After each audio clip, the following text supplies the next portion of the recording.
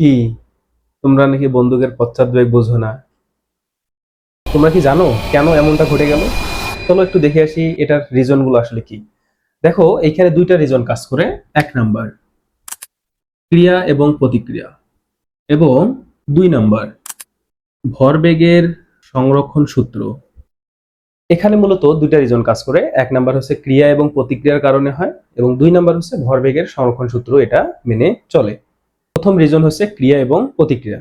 তো দেখো, প্রথমে যখন আমরা গুলি করার ক্ষেত্রে বন্দুকের এই ট্রিগার চাপি, তখন হচ্ছে গুলিটা সামনের দিকে একটা বেগ প্রাপ্ত হয়, অর্থাৎ এই গুলিটা সামনের দিকে ক্রিয়া বল লাভ করে। এবং নিউটনের তৃতীয় সূত্র মতে প্রত্যেক ক্রিয়ারই যেহেতু সমান ও বিপরীত প্রতিক্রিয়া থাকে, তাহলে এই গুলিটা এই বন্দুকের উপর একটা সমপরিমাণে প্রতিক্রিয়া বল প্রদান করবে, যার ফলে বন্দুকটা পিছনের দিকে প্রতিক্রিয়া বল লাভ করে এবং পিছিয়ে যায়। এখানে সেকেন্ড রিজন হচ্ছে ভরবেগের সংরক্ষণ সূত্র। তো যখন আমরা কোনো বন্দুক থেকে গুলি করি, তখন সেই বন্দুক ভরবেগের সংরক্ষণ সূত্র মেনে চলার কারণে আদি ভরবেগের সমষ্টি এবং শেষ ভরবেগের সমষ্টি সমান থাকতে চায়, যার ফলে বন্দুকটা পিছনের দিকে ধাক্কা অনুভব করে। সেই ধাক্কাটা কতটুকু অনুভব করবে এবং কেন পিছনের দিকে ধাক্কা লাভ করে, সেইটা আমরা একটু বের করে দেখার চেষ্টা করি। আমরা যেটাকে সাধারণত বন্দুকের পশ্চাৎবেগ বলে থাকি, যে বন্দুকটা পিছনের দিকে কত বেগে ধাক্কা পাচ্ছে বা কত বেগ লাভ করতেছে পিছনের দিকে কত জোরে ধাক্কা দিচ্ছে, সেই বেগটা সাধারণত আমরা ক্যালকুলেশন করে থাকি। তো চলো একটু আমরা বন্দুকের পশ্চাৎবেগ নির্ণয় করার জন্য কিভাবে এটা নির্ণয় করা যায়, কিভাবে নির্ণয় করতে হবে, সেই বিষয়গুলো একটু জেনে নেই। দেখো, এটি হচ্ছে বন্দুক বা পিস্তল পিস্তল এবং এই ছোটটা হচ্ছে গুলি। তো মনে করি এখানে এই বন্দুক বা পিস্তলের ভর হচ্ছে m1, এবং বন্দুক বা পিস্তলের শুরুতে যে বেগ সেটা হচ্ছে আদি বেগ, সেই বেগটা ছিল e1। এবং বন্দুক বা পিস্তল থেকে যখন গুলি করব, গুলি করার পর তার যে বেগ, সেই বেগটা হচ্ছে v1 যদি হয়। আর গুলির ক্ষেত্রে আমরা যদি গুলির ভরকে m2 ধরি, এবং গুলির শুরুতে যে বেগ ছিল সেই বেগটা যদি u2 হয়, এবং গুলির ক্ষেত্রে শেষে যে বেগ হবে, গুলি করার পর যে বেগ, সেটা হচ্ছে যদি v2 হয়, তাহলে আমরা এখান থেকে দেখব যে আসলে এই বন্দুক বা পিস্তলের পশ্চাৎবেগ কত। তাহলে বন্দুক বা পিস্তলের পশ্চাৎবেগ বলতে আমরা কোনটাকে বুঝবো? v1। v1টা কত, আমরা এই জিনিসটা একটু বের করে দেখার চেষ্টা করি। ভরবেগের সংরক্ষণশীলতার নীতিটা এরকম ছিল: আদি ভরবেগের সমষ্টি ইকুয়াল শেষ ভরবেগের সমষ্টি। তো আমরা এটা একটু লিখে রাখার চেষ্টা করি।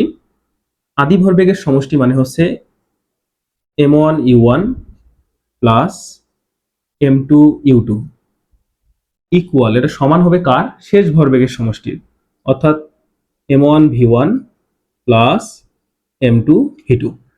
তো এখানে একটা জিনিস খেয়াল করো, সেটি হচ্ছে যখন আমরা গুলি করিনি, ওই মুহূর্তে পিস্তল বা বন্দুক সহ গুলি, তার মানে গুলিটা তখন কিন্তু এই পিস্তল বা বন্দুকের ভিতরে ছিল, অর্থাৎ এই জায়গায় ছিল গুলিটা, লোডেড অবস্থায় ছিল এই জায়গায়।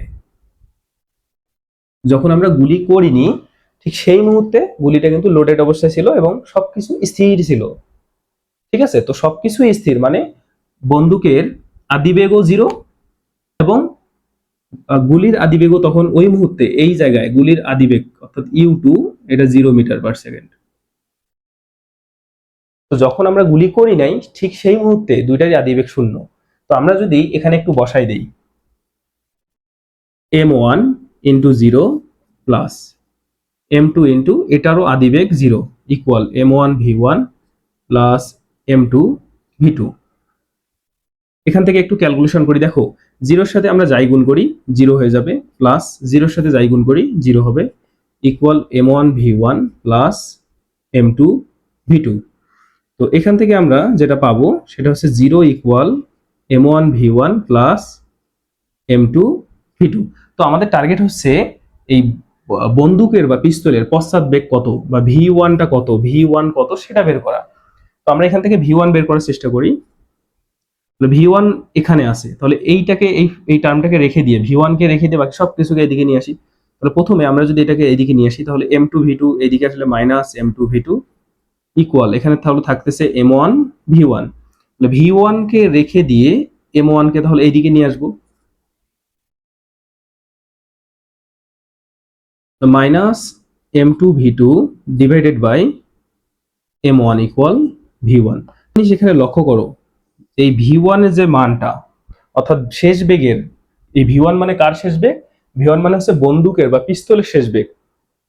এবং এই শেষ বেগের মানটা দেখো মাইনাস আসছে সামনে, এবং মাইনাস মানে এর এর বেগ অর্থাৎ গুলির যেই দিকে যাচ্ছে, গুলির বেগ ছিল এই দিকে, অর্থাৎ এইটাকে এই দিক যদি প্লাস হয়, তাহলে এটা যেহেতু মাইনাস আসছে তার মানে এটার দিক হবে এই দিক বরাবর, মানে তার বিপরীত দিক।